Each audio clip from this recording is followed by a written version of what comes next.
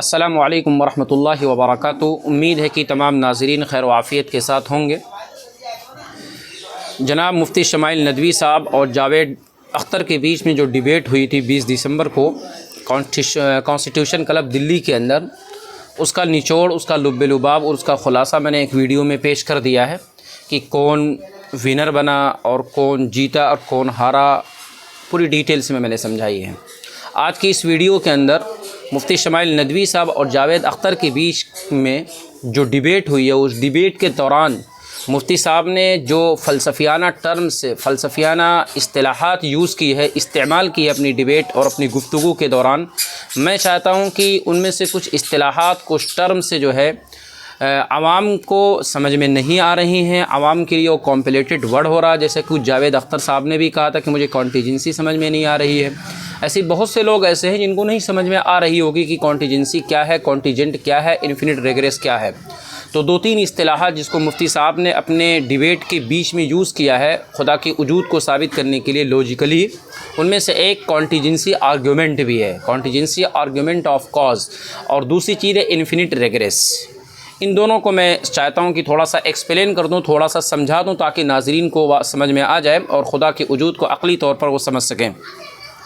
सबसे पहली चीज़ जो है, मुफ्ती साहब ने जो खुदा की वजूद को समझाने के लिए अक़ली दलील दी थी, वो कॉन्टीजेंसी आर्गूमेंट ऑफ कॉज की दी थी। तो कॉन्टीजेंसी आर्गूमेंट ऑफ कॉज क्या है, उसको समझने के लिए सबसे पहले आप ये समझें कि कॉन्टीजेंट होता क्या है। कॉन्टीजेंट का मतलब होता है कि किसी चीज़ पर मुनहसिर होना। उर्दू डिक्शनरी के अंदर अगर आप इसकी मीनिंग देखेंगे तो आपको मिलेगी कि किसी चीज़ के ऊपर इन्हिसार करना, किसी चीज़ पर मुनहसिर होना, किसी चीज़ पर डिपेंडेंट होना, या दूसरे अल्फाज में अपने वजूद को कायम रखने के लिए किसी दूसरे वजूद पर इन्हिसार करना।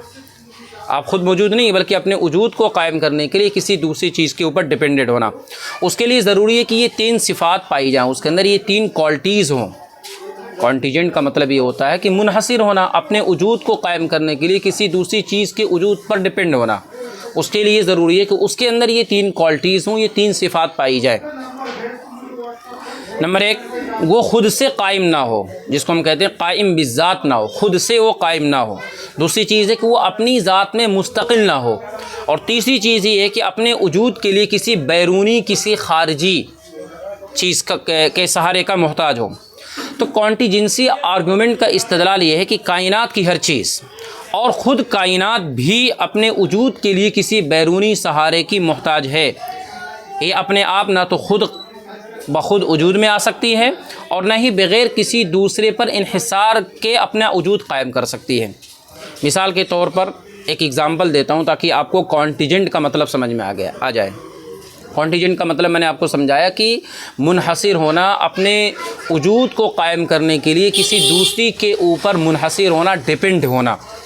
और कॉन्टीजेंसी इस्तेदलाल ये है कि उसके अंदर ये तीन चीज़ पाई जाए, कायम बिज़ात ना हो, अपनी ज़ात में मुस्तकिल ना हो, और अपने वजूद के सहारे के लिए किसी बैरूनी सहारे का मोहताज हो।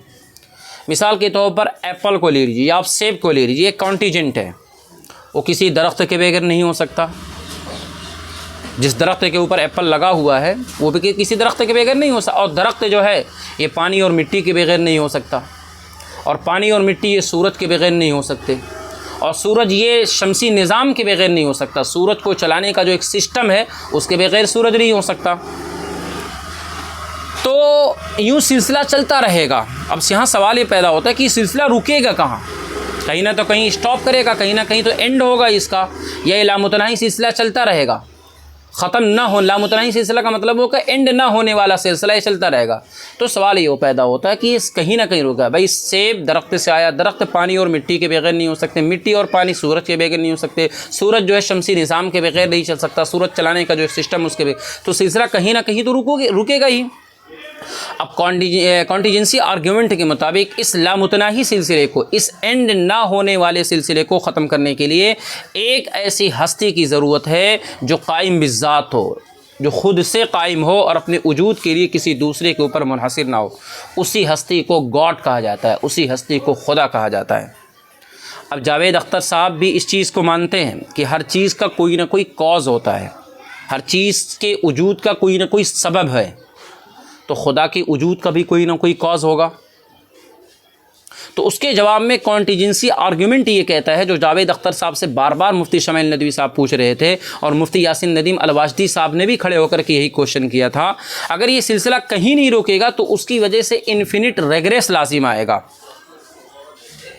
यानी तसलसल बोलते हैं उसको अरबी के अंदर, और इसी तरीके से फ़लसफ़े की टर्म के अंदर, फ़लसफ़े की इस्तिलाहात के अंदर तसलसल का मतलब ये सिलसिला चलते रहे, ख़त्म ना हो, तो ये इन्फिनिट रेग्रेस लाजिम आएगा और ये नामुमकिन है। अक़ल भी इस बात को तस्लीम करते कि हो ही नहीं सकता कि कोई चीज़ चलती रहे चलती रहे चलती रहे, कहीं स्टॉप ही ना हो उसका, कहीं एंड ही ना हो, वो सिलसिला लामुतनाही हो, ये चीज़ अक़ल भी तस्लीम नहीं करती। ये चीज़ तो इम्पॉसिबल है, नामुमकिन है, मुहाल है। इसी को कहते हैं फैलसी, इसी को कहते हैं स्टुपिडी है। अब इस बात को समझिए, एग्जाम्पल से मैं आपको समझाना चाहता हूँ कि इन्फिनिट रेग्रेस होता क्या है। इन्फिनिट रेग्रेस, उसको एक मिसाल समझ, आप एयरपोर्ट पर पहुँच गए और एयरपोर्ट पर आप इमिग्रेशन काउंटर पर खड़े हुए हैं, अपनी बारी का इंतज़ार कर रहे हैं, लेकिन आपके सामने एक लामुतनाही लाइन है, एक लामुतनाही सफ़ है, इतनी लाइन है कि वो ख़त्म ही नहीं होगी। आपके आगे जो है बहुत लंबी कतार लगी हुई है, बहुत लंबी लाइन लगी हुई है। अब जाहिर सी बात है कि वो ख़त्म ना होने वाली लाइन है, लामुतनाही लाइन है। तो आप ये बताइए कि कभी आप इमिग्रेशन के लिए काउंटर पर पहुंच पाएंगे या नहीं पहुंचेंगे या नहीं पहुंचेंगे? तो उसका आंसर ये होगा कि भाई जब वो लाइन ऐसी है जो ख़त्म ही नहीं हो सकती, लामुतनाही लाइन है, उस लाइन का कोई एंड ही नहीं है, कोई स्टॉपेज ही नहीं है, तो आप इमिग्रेशन काउंटर पर कभी भी नहीं पहुँच पाएंगे और आप एयरपोर्ट से ही बाहर आ जाएंगे और अब जहाँ पर आपको ट्रैवल करना है, सफ़र करना है, वहाँ पर आप पहुँच ही नहीं सकते।